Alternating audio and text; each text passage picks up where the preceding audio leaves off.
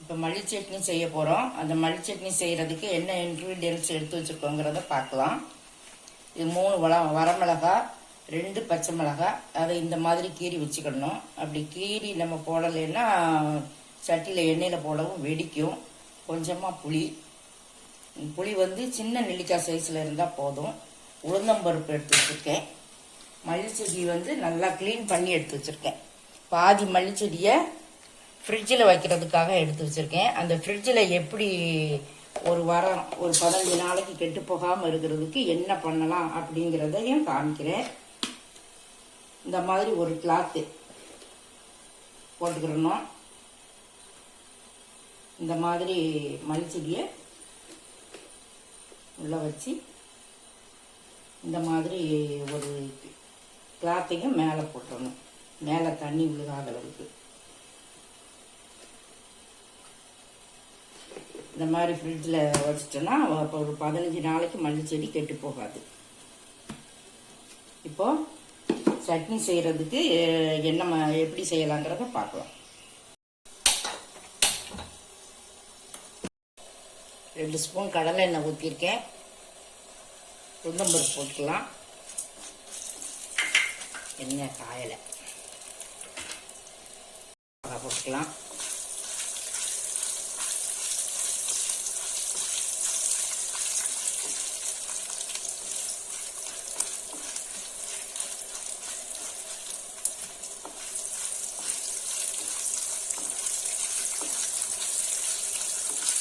உளுந்தம்பருப்பு நல்லா வறுத்ததும், அதாவது ரொம்ப சிவப்பாக வந்துடக்கூடாது, பொன்னிறமாக வந்த உடனே மல்லிச்செடியை போடணும். அது ரொம்ப கருப்பாக வறுத்துருந்தோன்னா சட்னி வந்து கசப்பாக இருக்கும். அதனால் பொன்னிறமாக வரும்போது மல்லிச்செடி சேர்க்குறோம். பொன்னிறமாக வந்துருச்சு. இப்போ மல்லிச்செடி போட்டுக்கலாம்.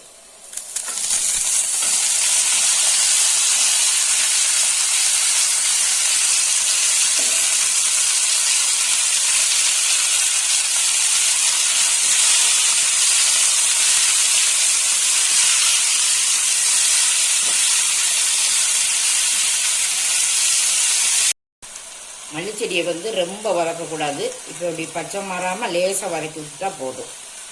அதோட ஆஃப் பண்ணிடலாம். இதை ஆற வச்சுட்டு மிக்சியில் போட்டு அதுக்கப்புறம் சட்னி தாளிக்கும் போது பார்க்கலாம். இப்போ ஆறிடுச்சு. ஆறின பிறகு மிக்சியில் போட்டுக்கலாம். போடும்போது கொஞ்சம் போல புளி எடுத்து வச்சுருந்தோம்ல, அந்த புளியை இதில் சேர்த்துக்கணும். கொஞ்சம் உப்பு.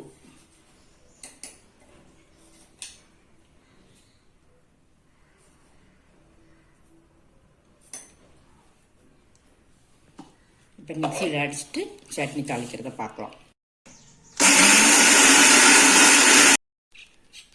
தண்ணி காணலைன்னா 2 ஸ்பூன் தண்ணி ஊற்றி அடிச்சுக்கிறணும். எனக்கு கரெக்டாக இருந்தது, அதனால் நான் தண்ணி ஊற்றாமல் அடிச்சிருக்கேன். கொஞ்சமாக இந்த சட்னியில் மதியம் சாப்பிட்றதுக்காக துவையல் வேணும்ன்ட்டு எடுத்து வச்சுருக்கேன். இதை தண்ணி சேர்த்து சட்னி ஆக்கிக்கலாம். இட்லிக்கு மிக்சி ஜாரை கழுவி இந்த தண்ணி இதில் ஊற்றிடுவோம்.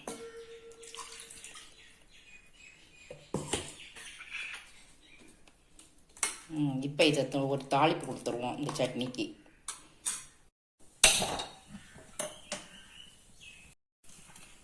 கடலை எண்ணெய் 1 ஸ்பூன் ஊற்றிருக்கேன்.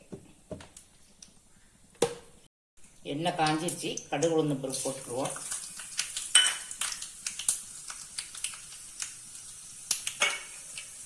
ஒரு வத்தல் கிள்ளி போட்டுருக்கேன். அடுப்பை ஆஃப் பண்ணிக்கிட்டு கொஞ்சமாக காயம் சேர்க்கும். காயம் கருகாமல் இருக்கும். ஆஃப் பண்ணிட்டு சேர்த்தா லைட்டாக.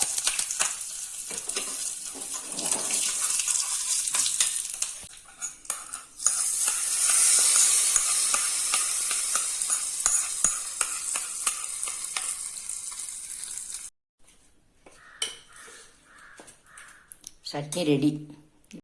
சட்னி செய்து சாப்பிட்டு பார்த்துட்டு முதல் தடவையாக பார்க்குறீங்கன்னா சப்ஸ்கிரைப் பண்ணுங்கள், பெல் பட்டன் ஆன் பண்ணுங்கள், பிடிச்சிருந்தா லைக் பண்ணுங்கள், கமெண்ட் பண்ணுங்கள்.